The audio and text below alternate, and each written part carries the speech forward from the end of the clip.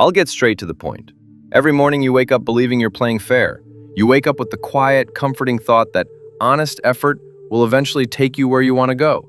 You believe that by being a, quote, zero, by keeping your head down and your hands clean, things will eventually fall into place. That is a lie. It is perhaps the most dangerous fairy tale you have ever been told. While you wait your turn in line with your integrity intact and your heart open, someone sharper, someone more awake, and someone far more ruthless is playing with a set of rules you didn't even know existed. It's not necessarily because these people are inherently evil or born with a blackened soul. It's because they understand a fundamental truth that you desperately refuse to accept. The world does not reward kindness. The world rewards strategy. Naivete is not a virtue.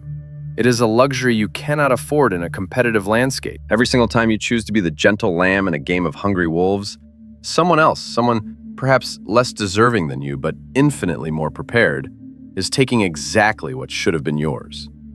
Does it hurt to hear that? Does it feel like a cold splash of water in the face? Good, because that pain is the first sign that the anesthesia of your social conditioning is finally wearing off. You've lived so long under the warm, fuzzy illusion that the universe is a meritocracy of, quote, one, that when reality finally strikes, your first instinct is to deny it.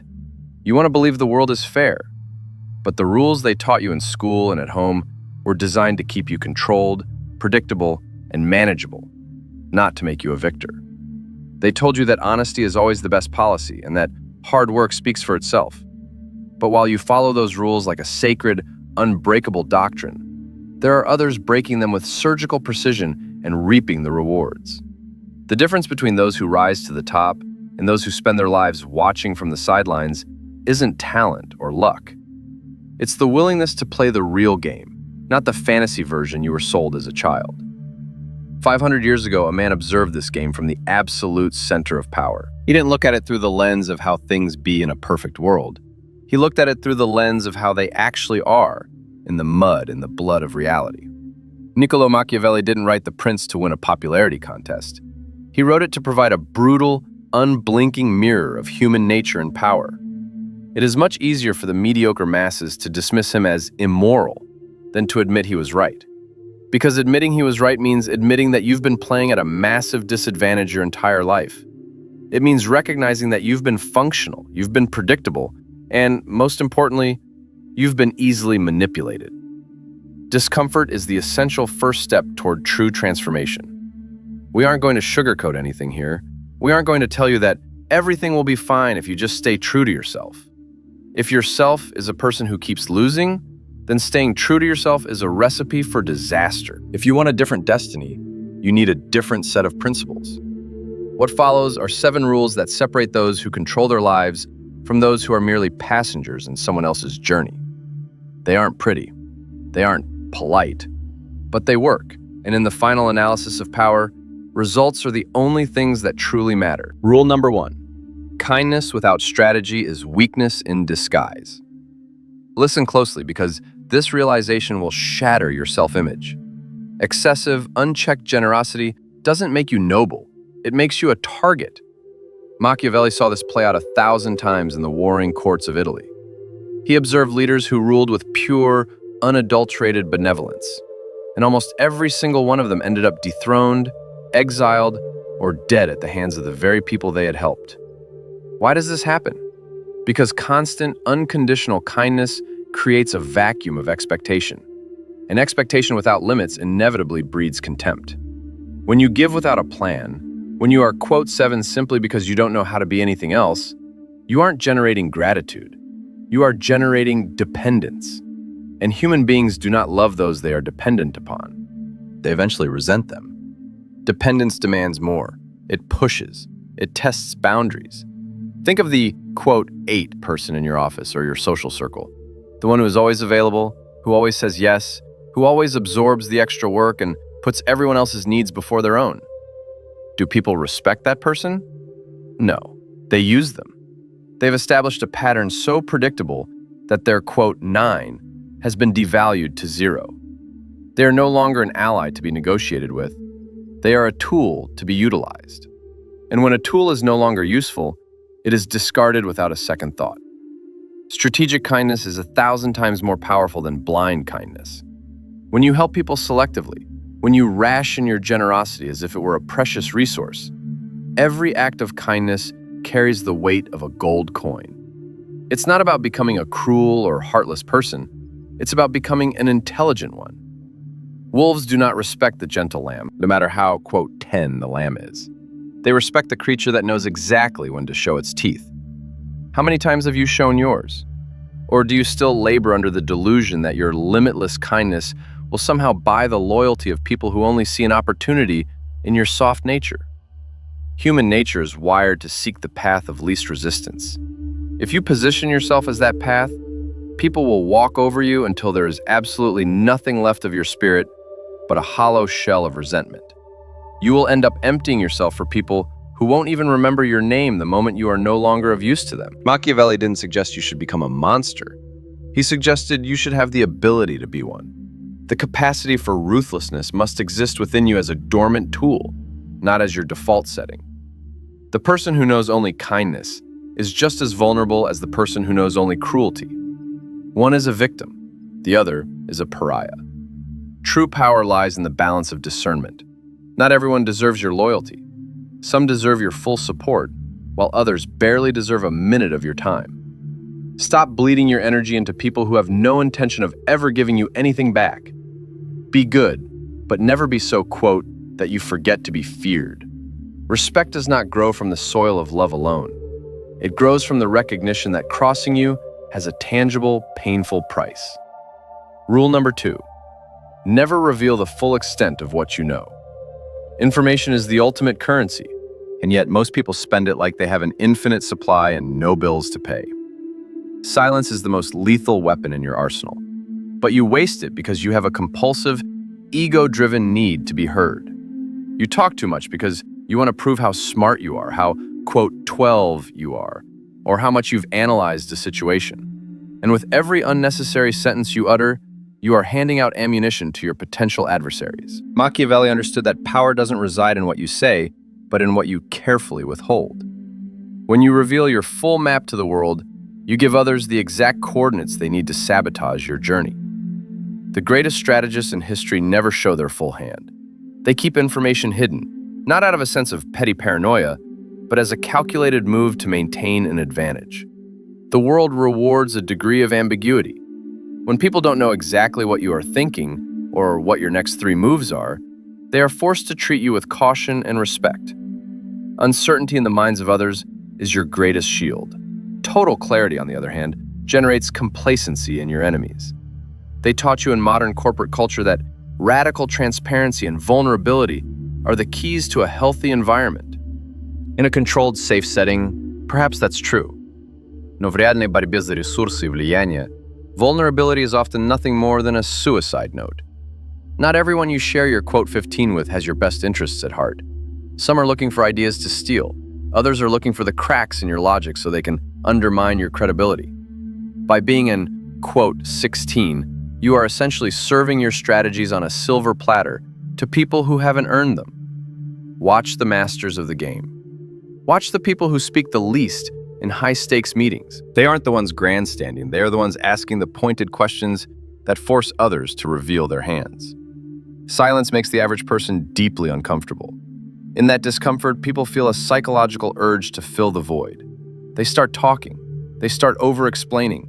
They start revealing their motives, their fears, and their weaknesses. Learn to inhabit that silence. Every word you keep to yourself is a card you keep hidden for the right moment. Every secret you protect is an advantage you preserve. Stop mistaking talkativeness for intelligence. True intelligence knows exactly when to shut up. Rule number 3. Alliances are temporary. Interests are permanent. This is a bitter pill for the idealist to swallow. No one, and I mean no one, is on your side forever. The person swearing eternal, undying loyalty to you today might very well be sitting across the table from your biggest competitor tomorrow, negotiating your downfall if the incentives have shifted enough. This isn't necessarily a betrayal in the moral sense. It is simply the natural law of human survival. People do not act based on abstract, flowery principles or the memory of good times. They act on concrete, current interests. When your interests align with someone else's, you have a powerful ally.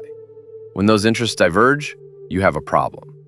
Most people live under the dangerous illusion that loyalty is a sacred, unbreakable bond that exists outside of time and space. That's a beautiful story for a screenplay, but it is a lethal strategy for a career or a business. Relationships fracture the very second that money, power, or personal survival enters the frame in a way that creates conflict.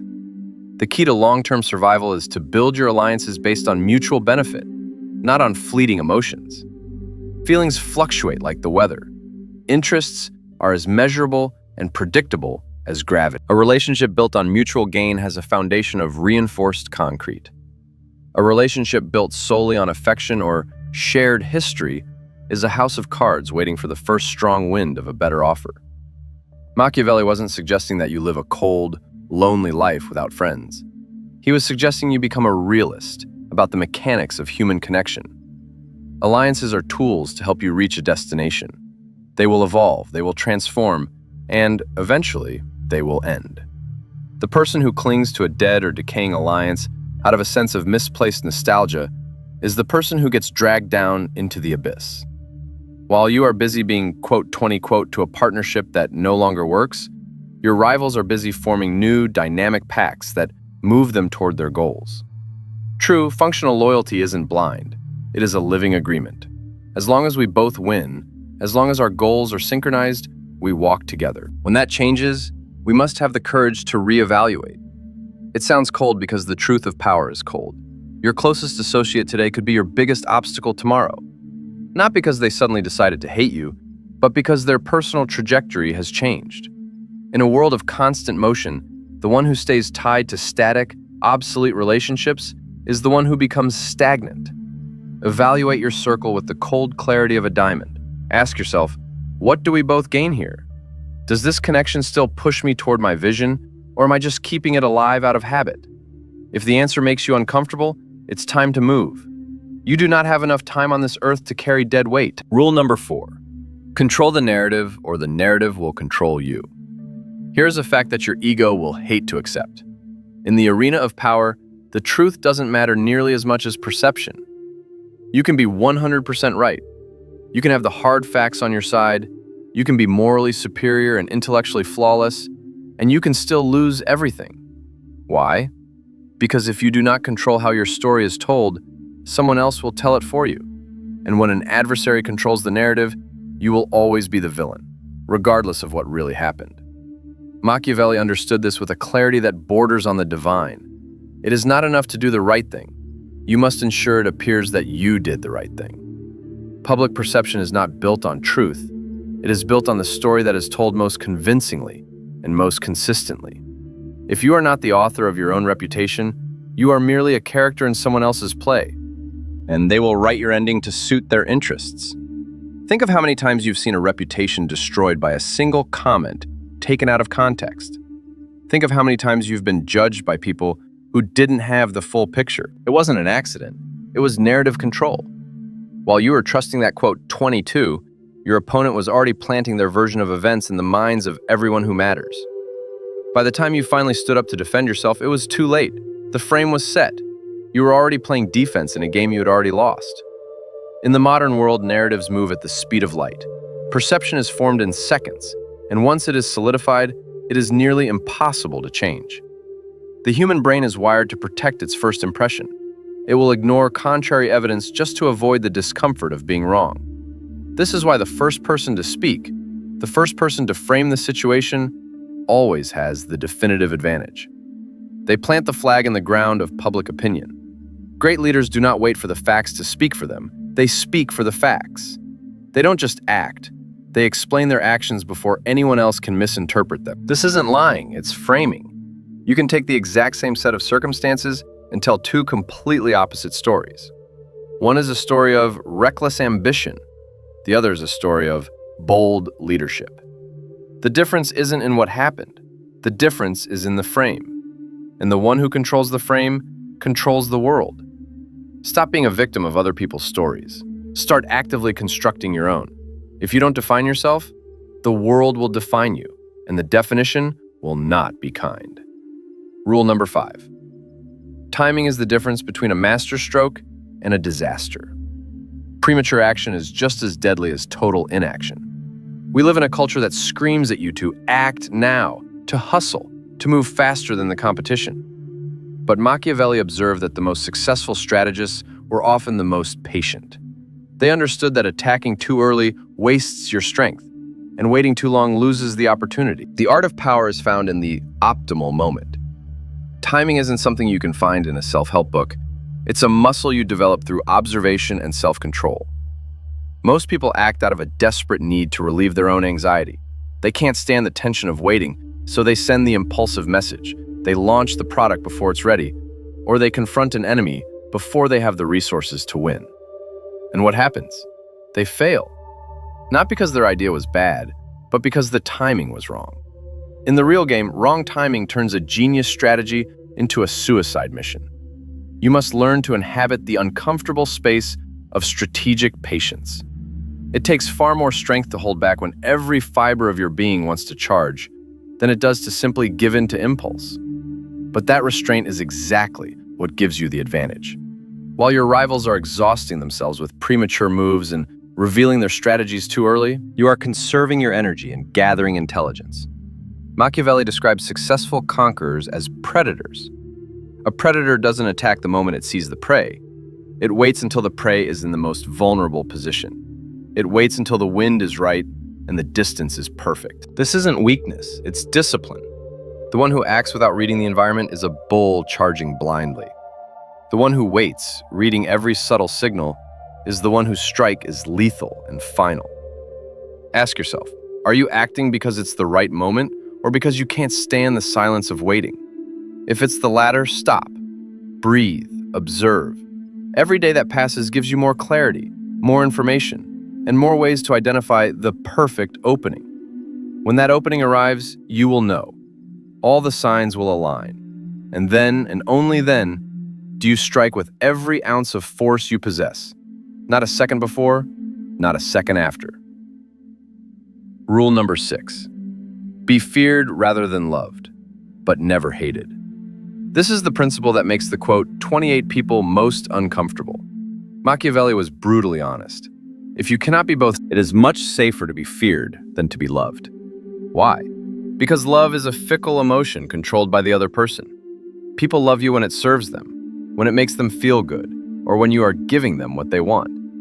But the moment the situation changes, love can evaporate in an instant.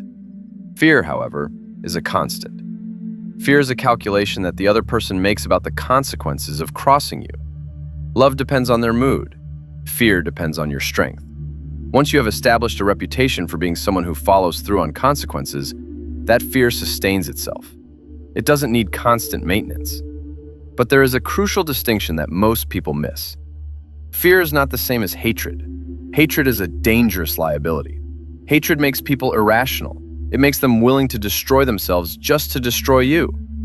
Fear protects you, but hatred creates a target on your back. Machiavelli warned that a prince must be firm, must be relentless when necessary, but must never be gratuitously cruel. Cruelty without reason breeds hatred, and hatred is the fuel of revolution and revenge. Think of the people who hold real, lasting power in your industry. They aren't necessarily the ones everyone wants to grab a drink with. They are the ones that no one dares to disrespect.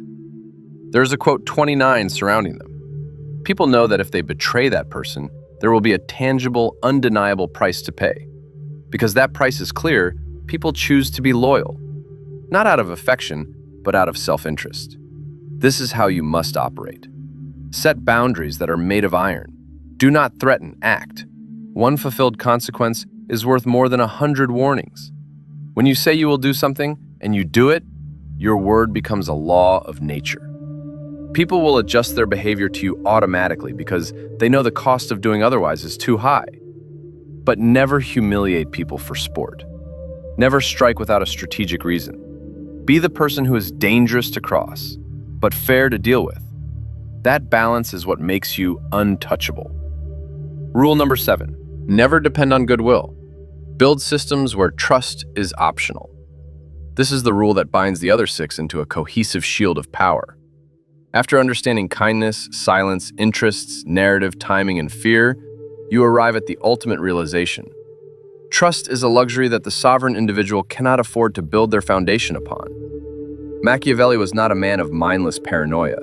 He was a man of radical realism. He understood that human beings are, by nature, inconsistent. They are driven by shifting appetites, evolving fears, and the relentless pursuit of their own survival.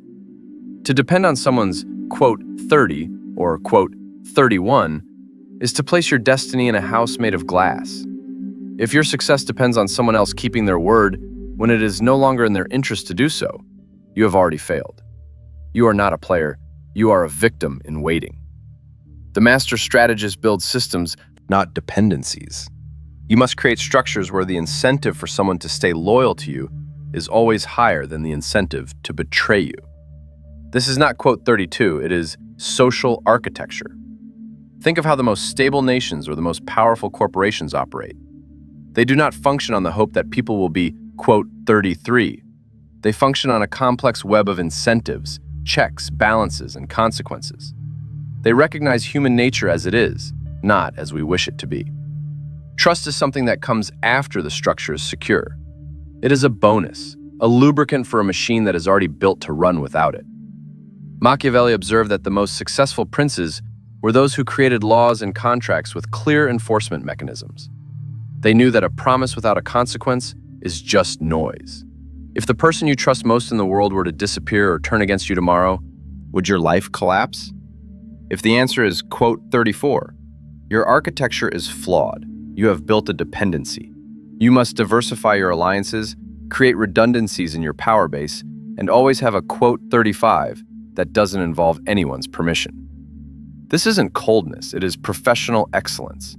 When you build in a way that you don't need to trust, you ironically create the only environment where true trust can actually exist.